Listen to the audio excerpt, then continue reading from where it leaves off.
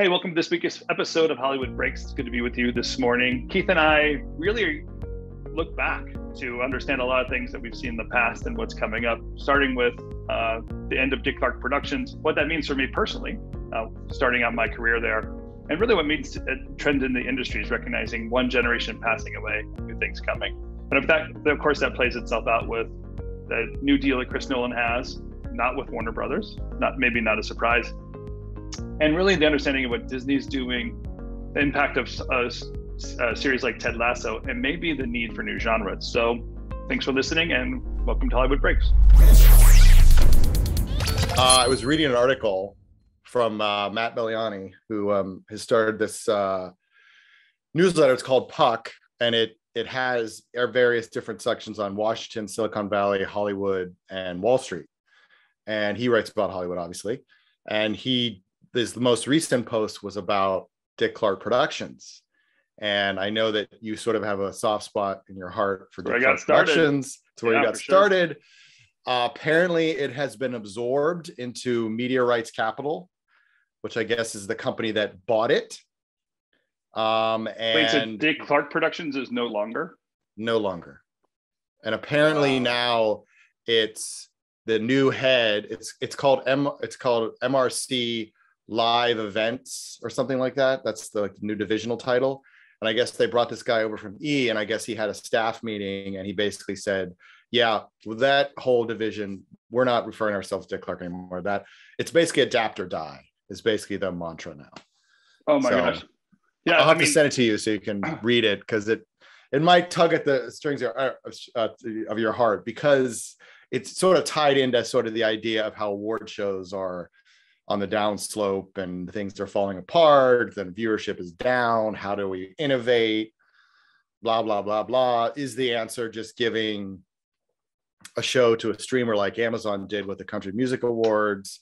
And apparently that was sort of like that's only a 1-year deal. And it was only because CBS blanched at what they wanted, what the association was asking them to pay. Or so it was just sort of like, no way, we're not doing that. So who knows? Anyway, well, that's so interesting. I mean, another part of the industry that's breaking. Well, yeah. In my mind, I'm thinking, do I need to even explain on this podcast who Dick Clark is?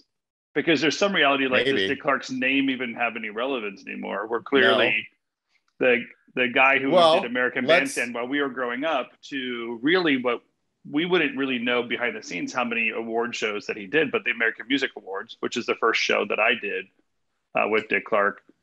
That's where Michael Jackson got all that big handful of trophies when we were a kid.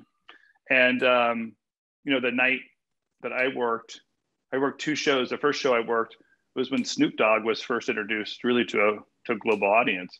So there's a major pop culture moments that were happening.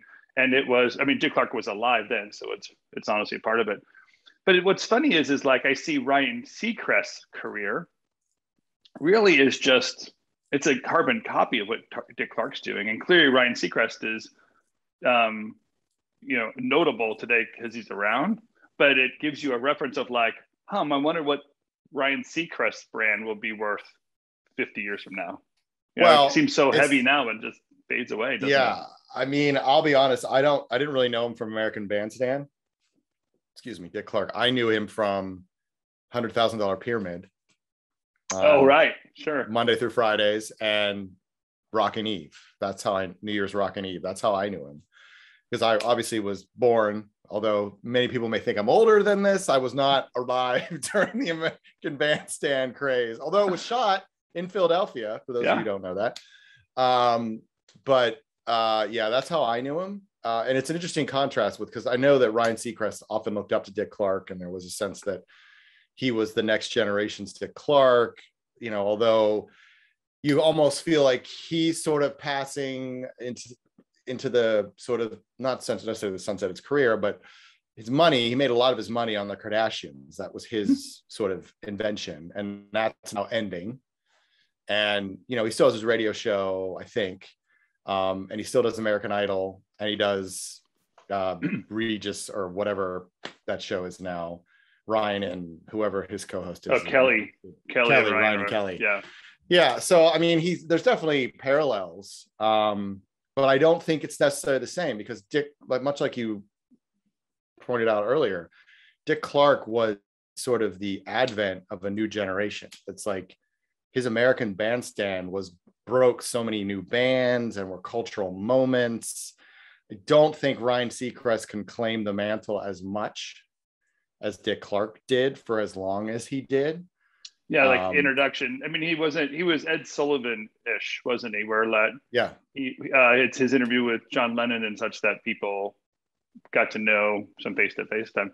And it's a total different groove. Ed Sullivan was, sure, there's a performance show, but this was kids dancing. And I think what that did to some other cultures that played itself out was like just and there was a lot dancing a show. And it defined that generation. You think of a lot of the sort of bigger movies over the course, like Grease, for example, has a very Dick Clark-esque moment in it when the dance contest that was very much sort of riffing off Dick Clark. Same thing in Hairspray, which was a big cultural moment for a while back in the early 80s and then redid in the 2000s.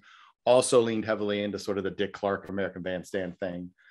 That Thing You Do had a moment very similar to that. And it's just, he was definitely more culturally involved, I would argue, than Ryan Seacrest. But back to the article, it just was sort of talking about how Dick Clark Productions created all of these award shows, like the Golden Globes. The Golden Globes. He made it the big production that it became. Yeah. The People's Choice Awards, I think, was also him. Yeah, American Music Awards. Even American the Jerry Lewis Telethon, which again, I think I'd have to explain to Connor. Right? Yes. But that's something that was part of our lives. Labor Day Telethon, yeah. So it's interesting because you can an awesome topic because it really shows us the moment that we're in, where the relevance of a time and a place is moving on. Very obvious. It happens all the time, but we can just feel the end of that era taking place.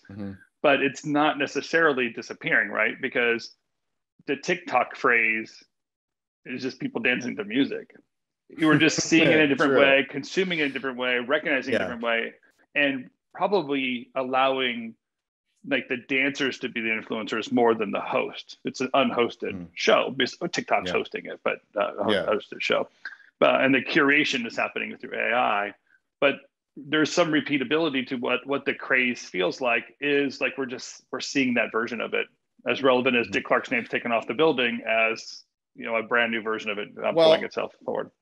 It's interesting because Matt's article also sort of highlights, we don't really know what the next iteration of the award shows will be. Are they going to die away? Like, last year's Oscar was a complete disaster and that was hostless. But at the same time, you think about it, and the idea of a host is sort of very much last generation. It's sort of much, like Johnny Carson-esque type. Like Billy Crystal was the guy who hosted the Oscars everybody loved, and he very much put on a very Johnny Carson-esque monologue.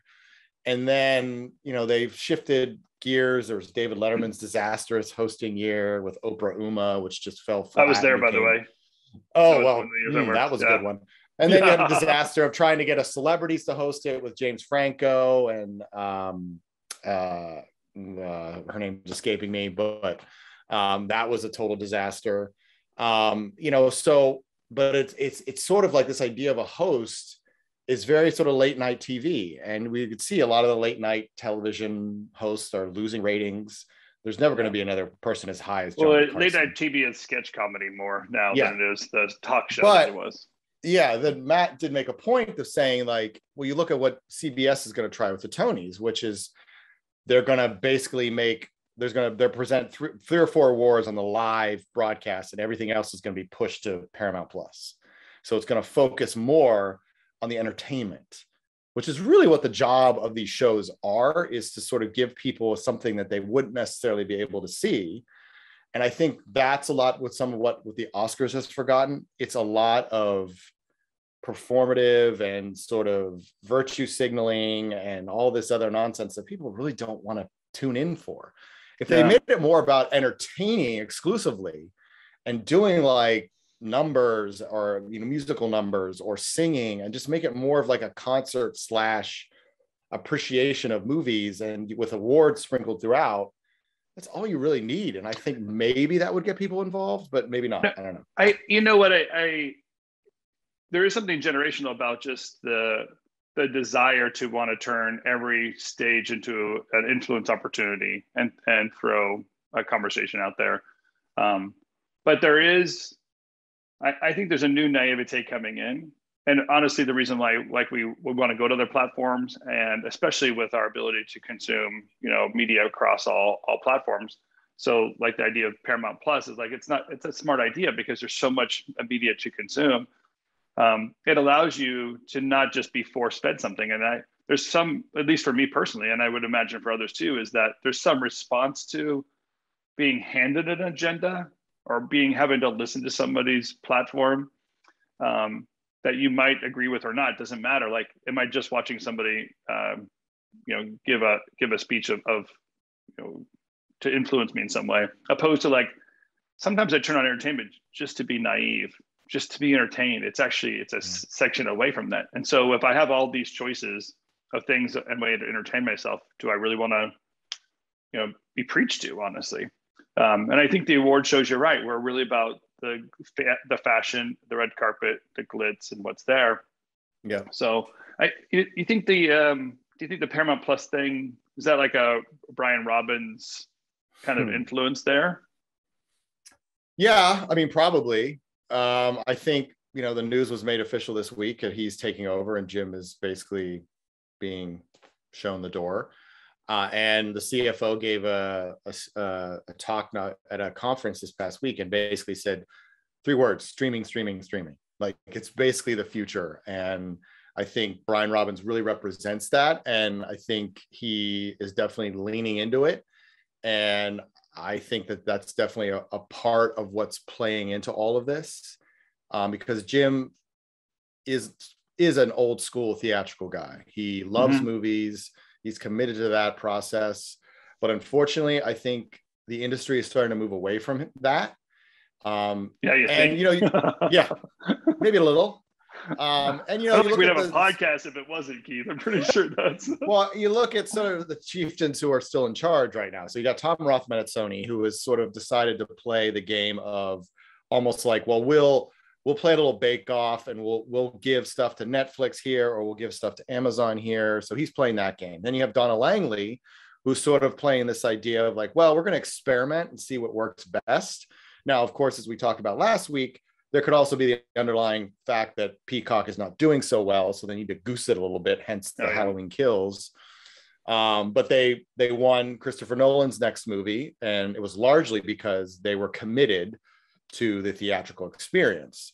Unfortunately for Jim, like, he's committed to theatrical experience, but his boss's boss, Sherry Redstone, really, I think, is priming Viacom CBS for a sale, basically.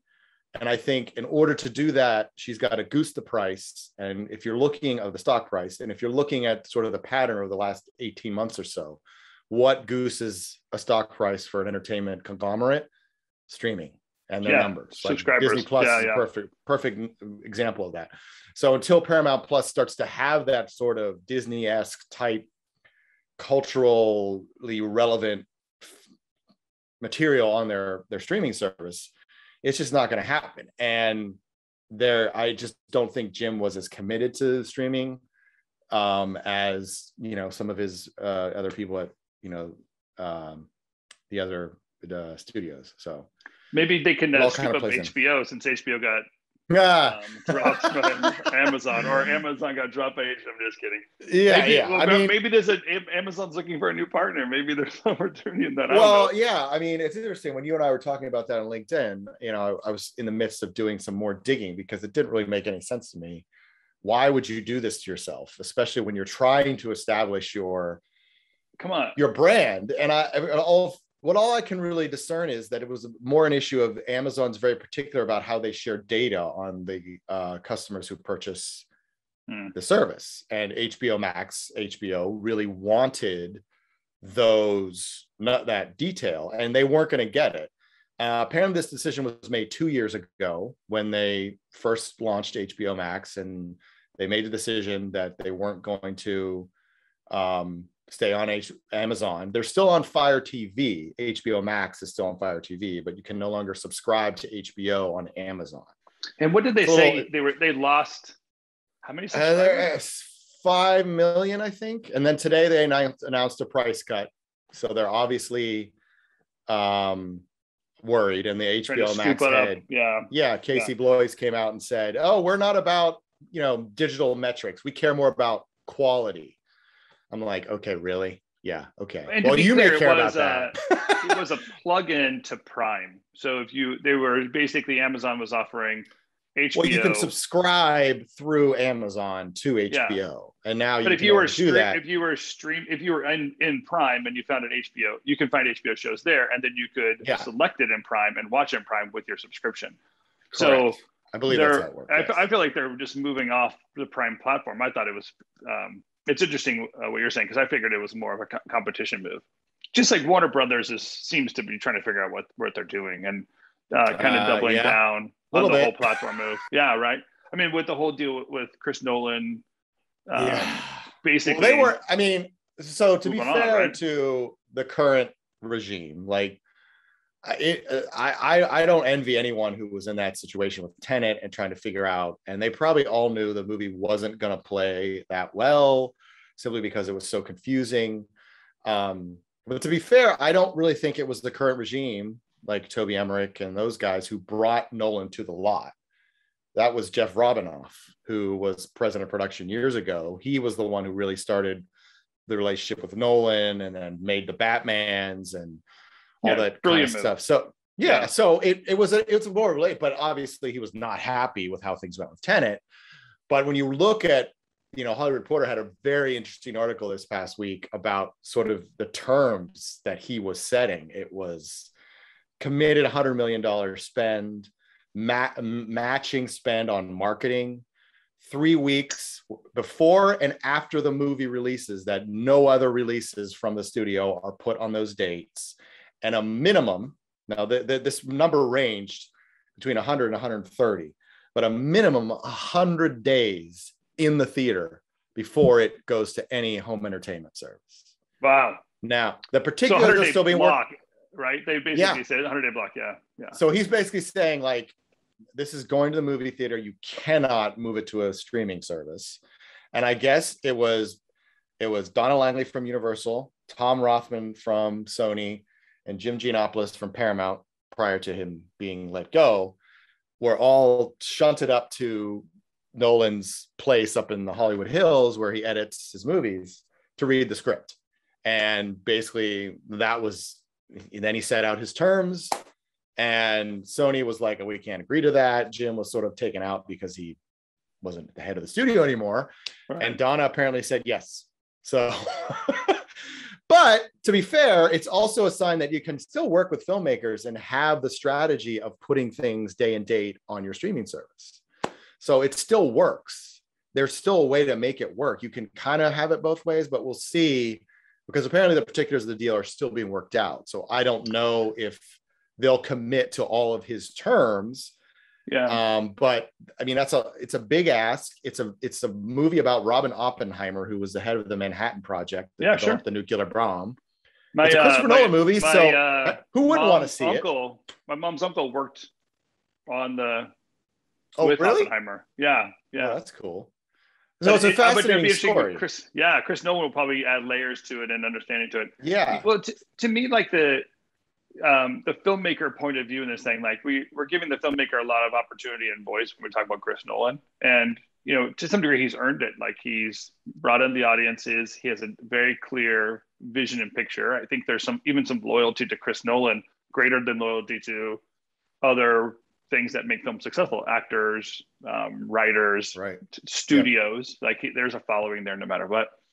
But I think some of the shift that we're having, and I'll bet you the agents we're working on here is, do we care about the filmmaker, or are we just trying to make different? We're just trying to create consumption.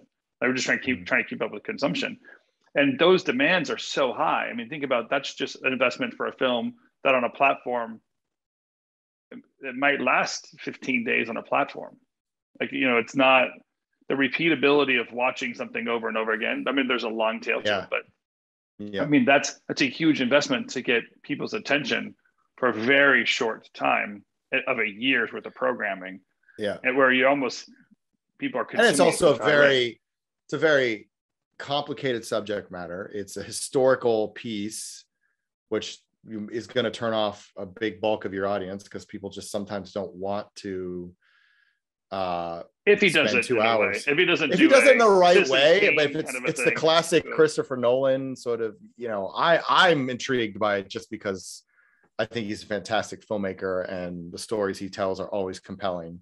And I think you're right in that it's one of those movies that, while everyone's jawing at it for right now, it's in sort of the consumption space. It may be an awards contender, but is it really a movie that you're going to want to see repeatedly? Like, that's a big question. I mean, I always go back to when I first started my career at New Line and Toby Emmerich was the president of production. He said something to all of us way back when, and he said, it was just right after I think A Beautiful Mind had won Best Picture. And he said, yeah, it's a good movie, but what makes a great movie? And he said, in my mind, a great movie is when you're sitting flipping through the channels and you see it on one of the cable channels and you stop and you have to watch it because you had such a visceral connection to it when you saw it the first time. Yeah. Every time it's on, you have to stop watching. Like for me, one of those movies is Goodfellas. It's on all the time. I cannot not watch at least 10 minutes of it. I thought you were going to say Pitch Perfect, because I know you.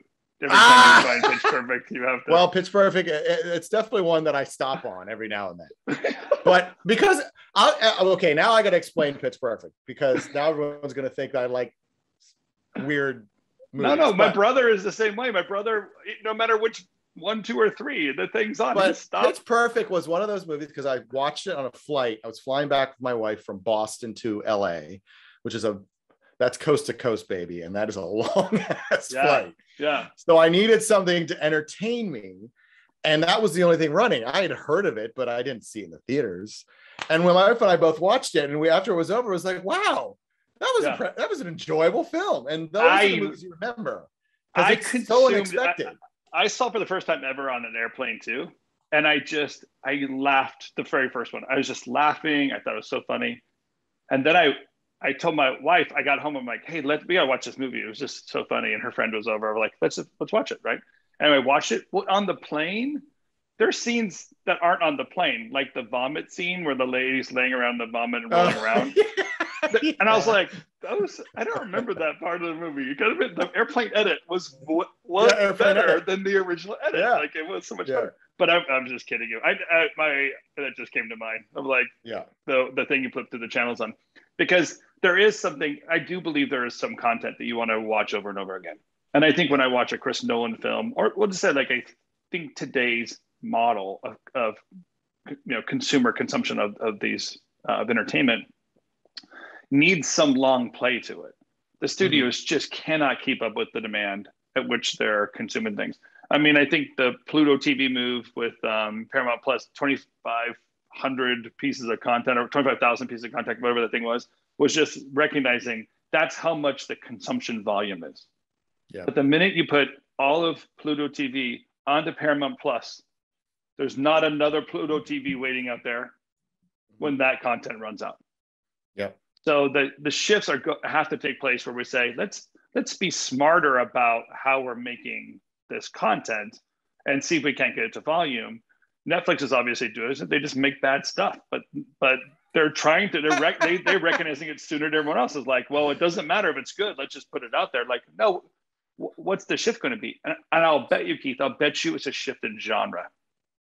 I just think that the blockbuster going away, the Chris Nolan spectacle goes away with it.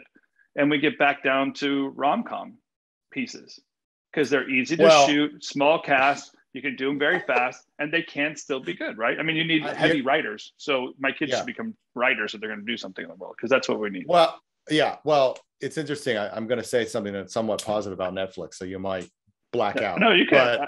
I consume Netflix. I'm just saying. That's the one thing they've been surprisingly good at is the rom-coms. They hit a genre that has basically been ignored by the studios since pretty much the 90s. And that's what some of their bread and butter, some of their franchises like Kissing Booth and someone's boyfriend, I can't remember the title.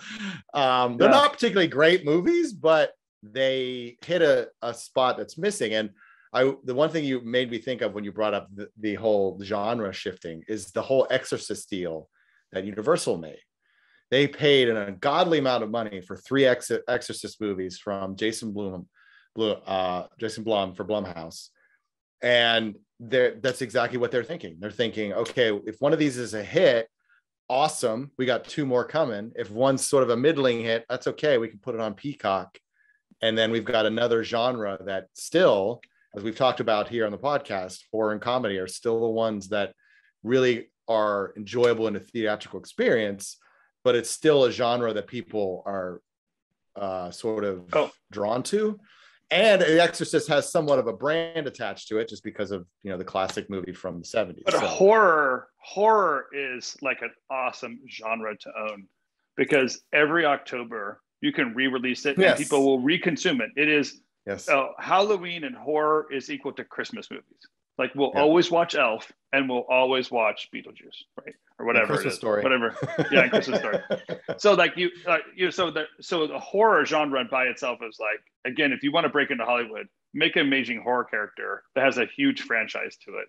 Because there's once a year you'll get to play. So I feel like that's always something. I mean, you're not going to release a horror movie at Valentine's Day. Like that's not going to happen. No. But I was watching probably why rom-com popped in my mind is like I was watching Ted Lasso this week, which by the way, Ted Lasso, holy cow. Where did that come from on the planet? Because it works so well. I'm afraid I'm going to get a little tired of it in season 3 because the character, like we're getting, it was as an exposition first season, incredible. Yeah. Second season, we're adding some depths, and now we're creating some of the tension angles. But there was a whole episode that we just watched dedicated to and playing off of and being goofy about rom-coms. So it's brought into the storyline and they reenact it. It's just so clever on so many levels. And it was so funny at the end of it. I thought, I mean, these guys have their pulse on the zeitgeist a little bit. Like, I think, and it works. So they're like, I'll bet you it's an easier shift. It's interesting you bring up Ted Lasso because he's another one that's sort of like, I don't remember how, I think somebody told me about it, but the show was such a breath of fresh air and sort of all these like depressing, the world is awful, unprecedented times, we've never blah, blah, blah, blah. And everything around us was depressing and just how awful the world is. And then here comes little show on Apple TV that's just this guy is just so unbelievably positive. And he's got all these, it was sort of like a representation of how we all felt. Like we try to be so positive in a world that's undeniably cynical. And you kind of put that in sort of a real life scenario where you've got all these cynical characters who have been broken down. You have the old soccer players broken down and done in by the system. You got the guy who's all about being a celebrity and the sport's a secondary thing. And you've got the woman who's trying to rise power and she takes over the team, but she really just wants to screw her husband who's been cheating on her. And you've got all these intermixing pieces. And this guy just sort of brings out the best of them. And I think that is what was missing. And now you see a lot of people trying to copy it. No, totally. It's he's a very transparent person. Yes. So and very vulnerable. So he's not just like Pollyanna, because that's where almost like, I get where this is going to go. It's basically the UK making fun of Kansas, but it's really like he expressed the show expresses vulnerability in a season where we need to understand that and be out there. Yes. But you're exactly right in saying the place you heard about it is from someone else. Why? Like, and maybe this just like that's honestly, we all know that word of mouth, that's the best marketing on the planet. Yeah. But we all have watched that show because someone told us you should watch Ted Lasso. Matter of fact, if you're watching this and you haven't seen Ted Lasso, we're telling you should watch Ted Lasso. Watch Ted Lasso. Where someone told me about it. It's us. Yeah. So that whole, I think there's a genre shift taking place, and maybe like the Disney theatrical move, like the Disney's going to stay in theatrical, but they own the brands that have a little bit of that experiential process. And I'll bet you Disney's figured out what they're going to do with the theatrical experience. I mean, they're experience makers, right? So yeah, I'm not afraid of their move staying in theatrical.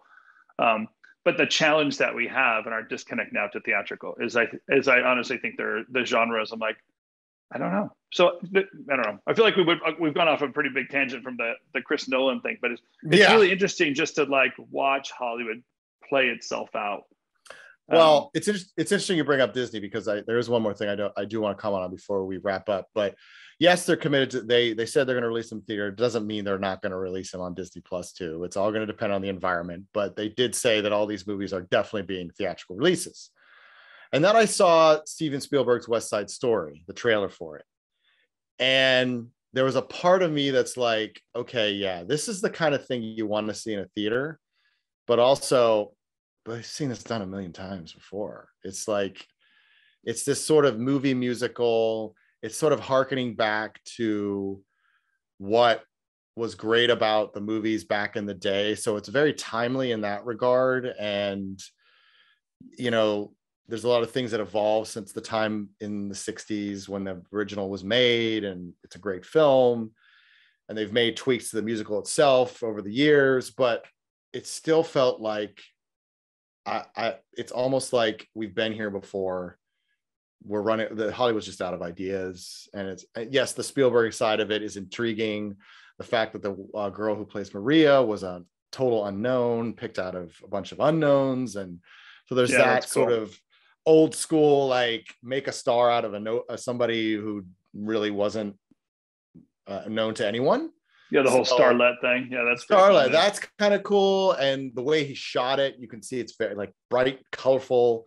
Like Spielberg's movies are always colorful. You're never going to get a dark gray, blanched movie with Spielberg, but unless it plays to the sort of the story he's telling. But for the most part, he usually is pretty bright and colorful, entertaining. But anyway, I bring this up because I watched the trailer and I was so like, I don't know how I feel about it. I want to like it.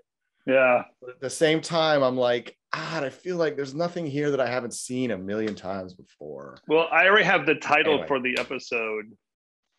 Our episode after we see West Side Story. I already have the title for it. What's the title? Because it's just going to say like Spielberg's last song ? Oh, because it's like I just can't believe there's a day where we're going to say Spielberg is not relevant anymore. But I've already said that for a year on this show. It's just not relevant anymore. And it doesn't seem right. It doesn't seem fair. He's obviously had influence since he was 20. His first Jaws he was 21 when he did Jaws. So he's had his era and time. But we're just seeing the end to that moment. And I might love West Side Story. I don't know what this film is, and I'm a big films fan, so I'm not poo-pooing anything till I've seen it. Yeah, I barely poo-poo on anything except for Netflix things.